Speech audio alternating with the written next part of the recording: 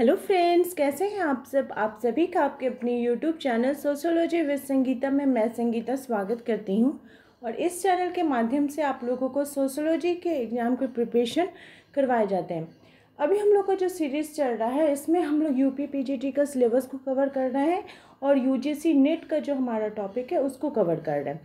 और साथ ही साथ 2000 प्रीवियस ईयर का क्वेश्चंस का सीरीज़ भी स्टार्ट हो रहा है, जिसमें कि प्रीवियस क्लास में हम लोगों ने 20 क्वेश्चंस को देखा था। आज हम लोग 21 क्वेश्चन से लेकर 40 तक के क्वेश्चन को देखेंगे। और ये जितने भी क्वेश्चन हैं ये यूपी पीजीटी 2010 के ईयर में पूछे गए हैं। तो चलिए क्लास को लेट ना करते हुए हम लोग अपना स्टार्ट करते हैं। आज का जो हमारा 21 क्वेश्चन है वो पूछा जा रहा है कि सामाजिक परिवर्तन मुख्य रूप से समाज के किस पक्ष को प्रभावित करता है। तो सामाजिक परिवर्तन है ये समाज के समूह के व्यवहार को, सामाजिक संरचना को या सांस्कृतिक विशेषता को प्रभावित करता है या इनमें से सभी। तो देखिए समाज के अंतर्गत जब परिवर्तन होता है तो ये समाज के सभी पक्षों को प्रभावित करता है। तो इसका जो राइट आंसर है वो हो जाएगा आपका इनमें से सभी, ये सभी हो जाएगा। सामाजिक परिवर्तन जो है ये सामाजिक ढांचे एवं उसके प्रकार में होने वाले परिवर्तन को सामाजिक परिवर्तन कहते हैं। सामाजिक परिवर्तन का संबंध एक एक व्यक्ति अथवा उसके कुछ व्यक्तियों के जो व्यवहार होते हैं, उसके विश्वास मूल्यों में परिवर्तन को भी देखा जाता है। साथ ही साथ सामाजिक परिवर्तन का संबंध मानव के सामाजिक संबंधों में भी परिवर्तन से होता है। तो हम कह सकते हैं कि सामाजिक परिवर्तन मुख्य रूप से समाज के सामाजिक संरचना को, समूह के व्यवहार को एवं सांस्कृतिक विशेषताओं को प्रभावित करता है। हमारा नेक्स्ट क्वेश्चन है कि वर्ष 1905 में किसने 38 सामाजिक प्रक्रियाओं की सूची तैयार की थी। रॉस ने, गिलिन ने, पार्क व वर्गेस ने या मैकाइवर एवं पेज ने। तो इस क्वेश्चन का राइट आंसर हो जाएगा गिलिन महोदय ने। जो उन्होंने क्या किया था कि 1905 में 38 सामाजिक प्रक्रियाओं की सूची तैयार की और उनके अनुसार सामाजिक प्रक्रियाओं से हमारा तात्पर्य अंतःक्रियाओं के उस तरीके से है जिन्हें हम जब व्यक्ति और समूह मिलते हैं और संबंधों की व्यवस्था स्थापित करते हैं तब वो परिवर्तन जीवन के प्रचलित तरीकों को अव्यवस्थित करता है और इसको हम लोग देख सकते हैं। क्वेश्चन नंबर 23 पूछा जा रहा है the function of social conflict. ये जो पुस्तक है किनके द्वारा लिखी गई है। तो ये जो पुस्तक है लेविस कॉजर जी के द्वारा लिखी गई है, लेविस ए कॉजर जी के द्वारा।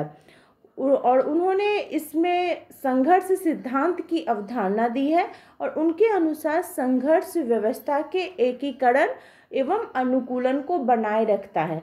संघर्ष अगर सोसाइटी के अंतर्गत होता है तो सोसाइटी के एकीकरण को भी बना के रखता है और इसके अनुकूलन के माध्यम से। ऐसा नहीं है कि सिर्फ अगर अच्छा रहे तो हम लोग सोसाइटी के अंतर्गत रह सकते हैं, संघर्ष जरूरी है।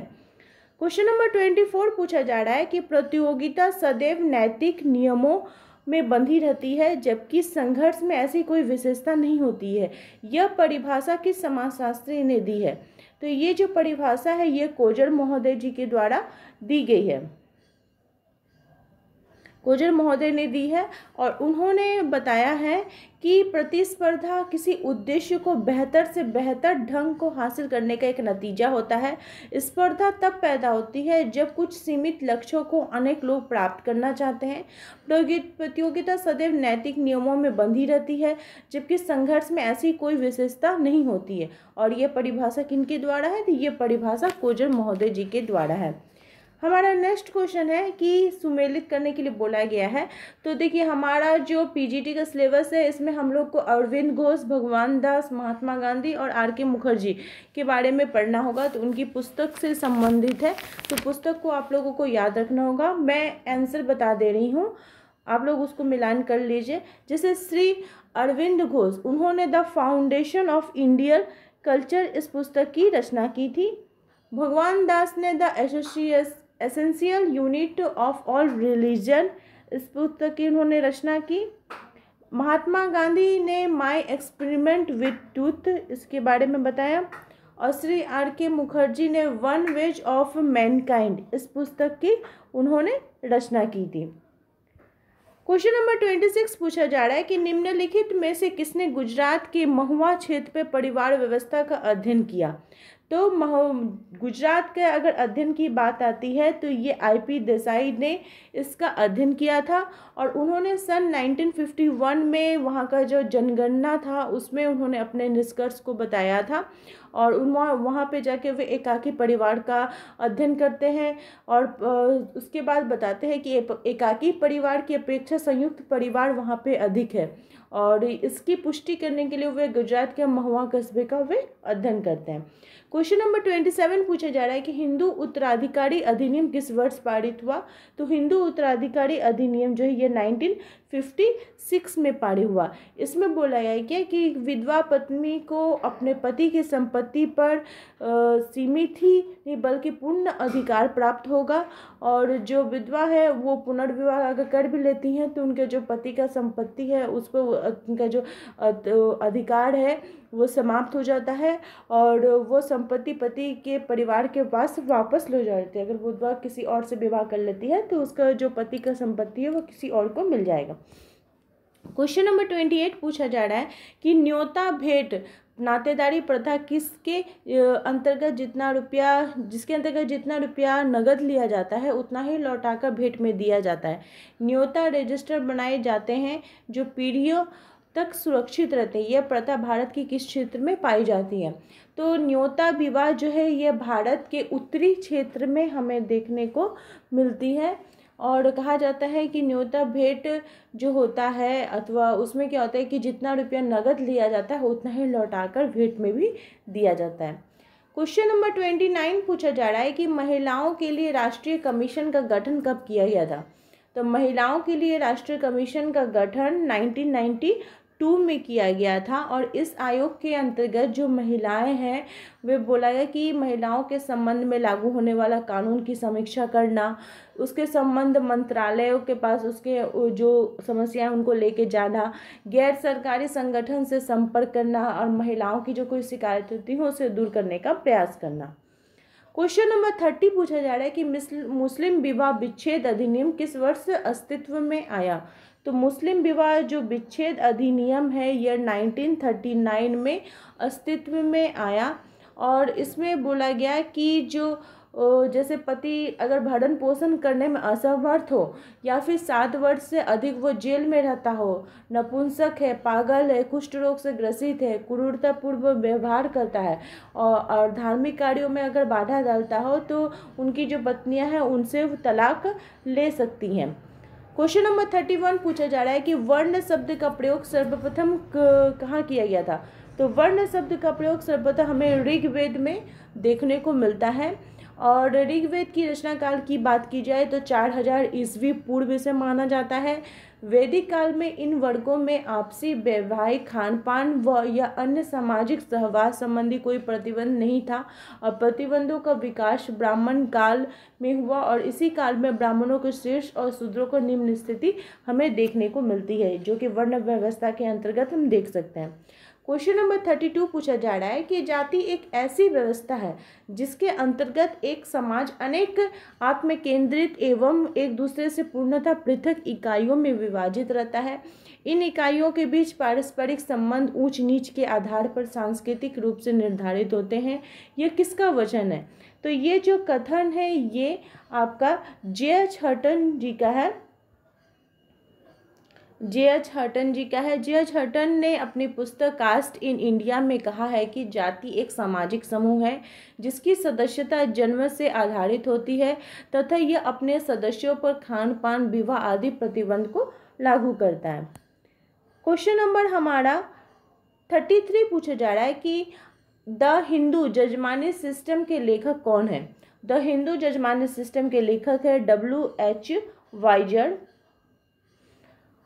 उन्होंने अपनी पुस्तक में उत्तरी भारत के एक गांव को विभिन्न जातियों के बीच जजमान कामीन का जो रिलेशन है उसका उन्होंने जांच पड़ताल किया था और इसके आधार पर उन्होंने वहां की नातेदारी व्यवस्था का वर्णन किया था। क्वेश्चन नंबर 34 पूछा जा रहा है कि अनुसूचित जाति जिसे शेड्यूल कास्ट बोला जाता है, इस शब्द का प्रयोग सर्वप्रथम किनके द्वारा किया गया था?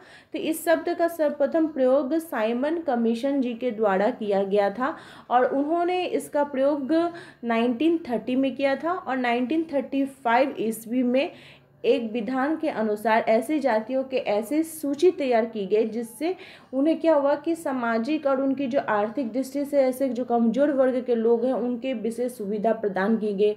उस संविधान में उनके लिए अनुच्छेद 341 के अंतर्गत राष्ट्रपति को यह अधिकार दिया गया कि वो राज्य विशेष के प्रमुख से परामर्श करके यह आदेश जारी करे कि किन किन समूहों को राज्य के विशेष संदर्भ में अनुसूचित जाति माना जाएगा। क्वेश्चन नंबर 35 पूछा जा रहा है कि महात्मा गांधी ने हरिजन शब्द का प्रयोग सर्वप्रथम किस वर्ष किया था? तो उन्होंने हरिजन शब्द का प्रयोग सर्वप्रथम 1933 में किया था और हरिजन मतलब हरि के जन्म मतलब भगवान के भक्त के रूप में उन्होंने बताया था, भगवान के बच्चे के रूप में। प्रारंभ में गांधी जी ने इस वर्ग के लिए अस्पृश्य शब्द का प्रयोग किया था और नवजीवन में ऐसे ही एक प्रयोग पर कतिपय जो अस्पृश्यों ने उनसे शिकायत की तो गांधी जी ने उनसे एक अच्छा नाम सुझाने के लिए कहा। उनमें से एक ने उन्हें हरिजन नाम सुनाया मतलब उनको सजेस्ट किया था, जिससे गांधी जी ने स्वीकार किया और उसके बाद फिर इस शब्द का उन्होंने प्रयोग किया। और इसका अगर शाब्दिक अर्थ पूछा जाए तो ईश्वर के लोग होता है और इस शब्द का प्रयोग गांधी जी ने 1933 में किया। क्वेश्चन नंबर 36 पूछा जा रहा है कि भारतीय इतिहास के किस युग को स्त्री जाति के लिए काला युग माना गया है? तो भारतीय इतिहास का जो मध्यकाल था वो स्त्री जाति के लिए एक काला युग था, क्योंकि मध्यकाल में स्त्रियों की जो स्थिति थी वो बहुत ही ज़्यादा दयनीय थी। इस युग में पर्दा प्रथा, बाल विवाह को बहुत ज़्यादा बढ़ावा मिला था, विधवाओं को पुनर्विवाह पूरी तरह से समाप्त हो चुका था, सती प्रथा को बहुत ही ज़्यादा बढ़ावा मिला और स्त्रियों को उनके पैतृक संपत्ति, उनके पति की संपत्ति पर बिल्कुल भी अधिकार प्राप्त नहीं था। क्वेश्चन नंबर 37 पूछा जा रहा है कि सर्वप्रथम वेश्यावृत्ति का उल्लेख किस ग्रंथ में मिलता है? तो सर्वप्रथम वेश्यावृत्ति का जो उल्लेख है यह उपनिषद में हमें देखने को मिलता है। वैदिक साहित्य में वेश्यावृत्ति को बात की जाए तो एक व्यवसाय के रूप में भारत में उल्लेख किया गया है। पूर्व ऐतिहासिक जो वैदिक काल है उसमें वैश्याओं को गणिका का नाम से वर्णन किया गया है। विष्णु पुराण में भी, मत्स्य पुराण में भी इसका वर्णन हमें देखने को मिलता है। क्वेश्चन नंबर 39 पूछा जा रहा है कि प्राचीन ग्रंथों में से किसमें सर्वप्रथम बेरोजगारी के निवारण का विवरण मिलता है? तो प्राचीन ग्रंथों की बात की जाए तो सर्वप्रथम जो क्वेश्चन तो इसमें किसमें हमें देखने को मिलता है? तो अर्थशास्त्र में हमें देखने को मिलता है। अर्थशास्त्र में हमें क्या देखने को मिलता है कि जो बेरोजगारी है इस समस्या का वर्णन किया गया है। क्वेश्चन नंबर 39 पूछा जा रहा है the beggar problem in greater Bombay, इस पुस्तक किनकी रचना है? तो ये जो पुस्तक है ये डॉक्टर MV मूर्ति की रचना है। क्वेश्चन नंबर 40 पूछा जा रहा है सामाजिक विघटन का मुख्य कारण सांस्कृतिक तथा संस्थागत विघटन है। यह कथन किनका है? तो ये जो कथन है ये सोरोकिन महोदय का है और उनके अनुसार सामाजिक विघटन का मुख्य कारण सांस्कृतिक और संस्थागत विघटन है। किसी समाज के विभिन्न भागों में एकता अथवा सामंजस्य का ह्रास को ही क्या बोला जाता है? सामाजिक विघटन बोला जाता है। तो आई होप आप लोगों को आज की जो क्वेश्चन है आपके एग्जाम के लिए हेल्पफुल रहेगी। इसी प्रकार से मेरे चैनल के साथ बने रहिए और इसमें हम लोग हर एक दिन 20 क्वेश्चंस को कवर करेंगे। मेरे चैनल के साथ बने रहने के लिए आप सभी का थैंक यू।